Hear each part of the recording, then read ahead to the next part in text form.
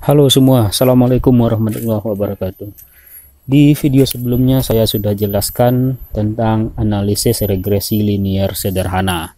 Nah, pada video kali ini saya akan jelaskan analisis regresi linear berganda. Lalu apa bedanya dengan yang video sebelumnya? Dan bagaimana cara interpretasinya? Silakan simak terus video ini sampai habis.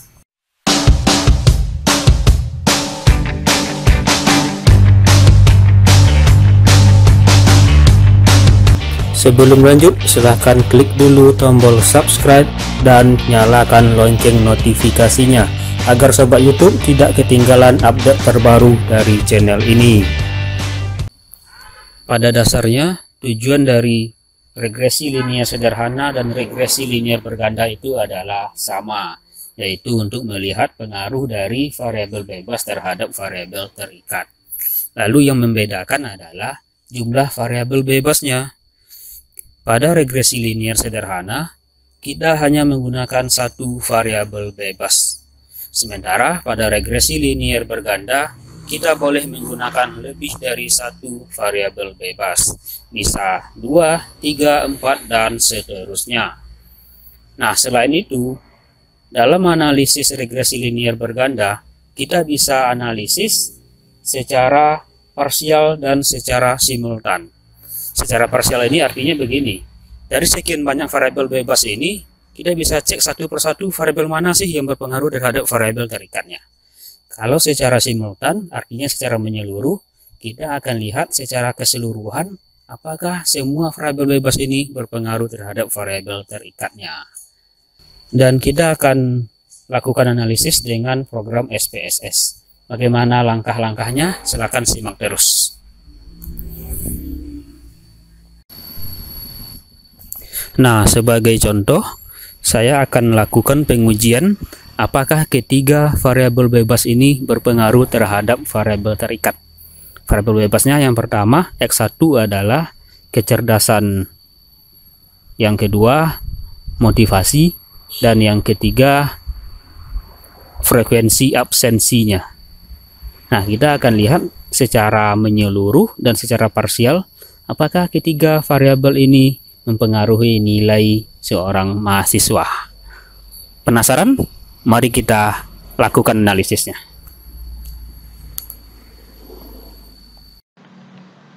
Nah, oke sobat YouTube, kita akan mulai lakukan step by step cara dalam analisis regresi linear berganda ini. Langkah pertama adalah kita perlu inputkan dulu semua variabel yang digunakan dalam uji regresi ini ke dalam SPSS. Ada 3 variabel bebas dan 1 variabel terikatnya. Nah, saya sudah inputkan variabelnya di sini. Kemudian kita cek di data view variabelnya sudah masuk di sini. Kemudian kita tinggal copy data yang ada di Microsoft Excel. Kemudian kita paste di sini.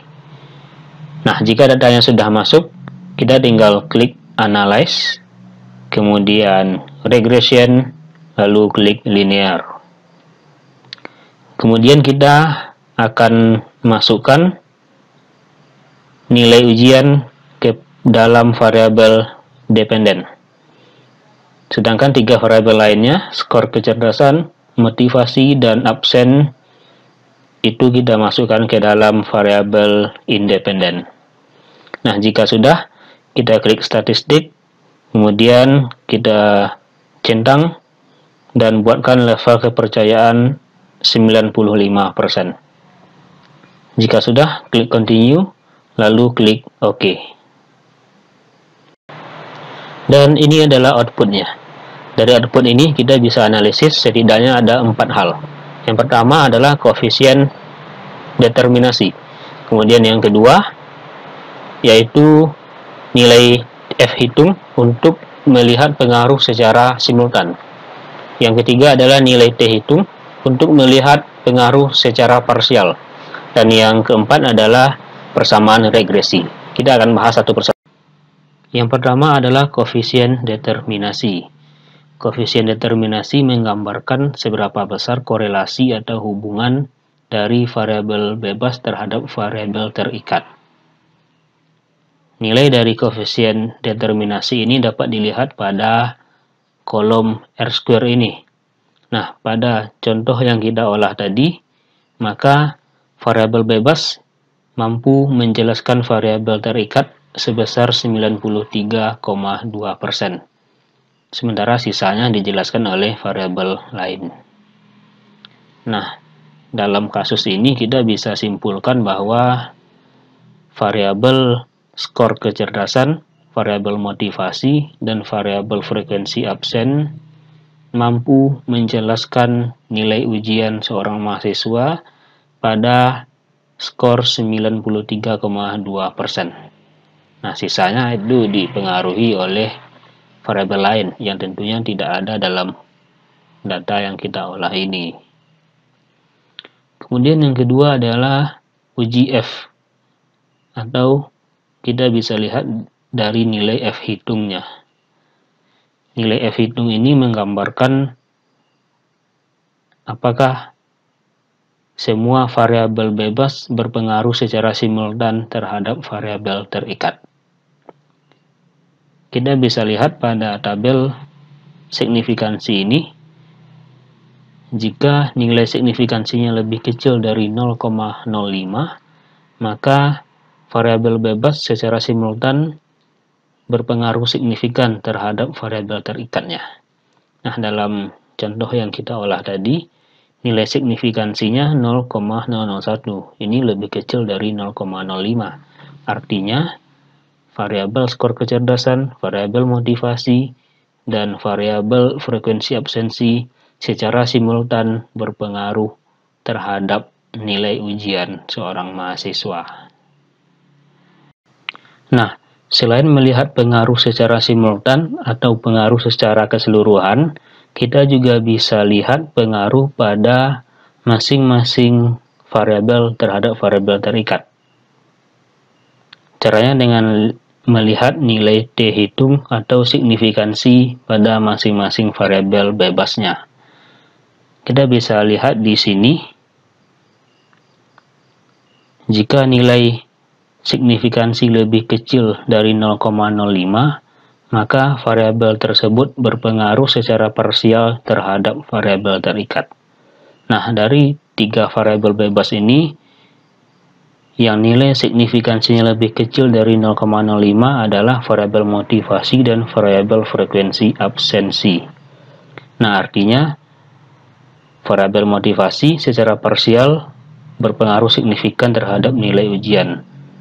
Dan satu lagi, variabel frekuensi absensi juga berpengaruh secara parsial terhadap nilai ujian.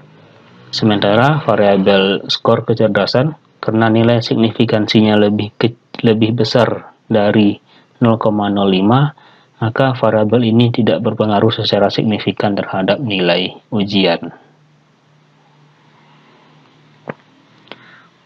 Kemudian dari tabel ini kita juga bisa membuat persamaan regresinya. Persamaan regresi yang terbentuk yaitu Y sama dengan 49,484 ditambah 0,239x1 ditambah 0,360x2 dikurang 2,911x3.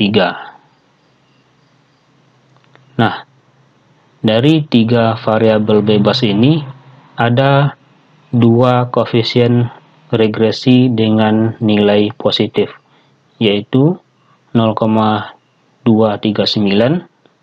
untuk skor kecerdasan dan 0,360 untuk skor motivasi. Nilai koefisien regresi yang bertanda positif ini memiliki arti bahwa hubungan antara variabel bebas dan terikatnya adalah hubungan yang positif. Artinya, ketika variabel bebas naik, maka variabel terikat juga akan naik. Sebaliknya, jika variabel bebasnya turun, maka variabel terikat juga akan turun. Sebagai contoh seperti ini. Skor kecerdasan, jika skor kecerdasan seseorang meningkat, maka nilai ujiannya juga akan meningkat. Begitupun pada variabel motivasi, jika fasih seseorang itu meningkat, maka nilai ujiannya juga akan meningkat. Berbeda halnya dengan nilai koefisien regresi pada frekuensi absen, nilainya minus. Minus ini artinya hubungan yang negatif.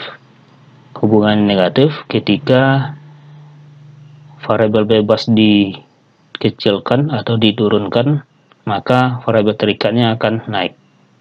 Sebagai contoh, ketika frekuensi absensi seseorang itu semakin besar, maka nilai ujiannya akan semakin kecil. Sebaliknya, jika frekuensi absensinya semakin kecil, maka nilai ujiannya akan semakin besar. Nah, oke Sobat YouTube, demikian penjelasan saya terkait regresi linier berganda ini. Jika masih ada pertanyaan atau ada yang tidak paham secara menyeluruh, bisa ditulis di kolom komentar. Kita bisa diskusikan di sana. Dan jangan lupa juga untuk like, komen, dan share video ini agar lebih bermanfaat bagi semua. Demikian, terima kasih.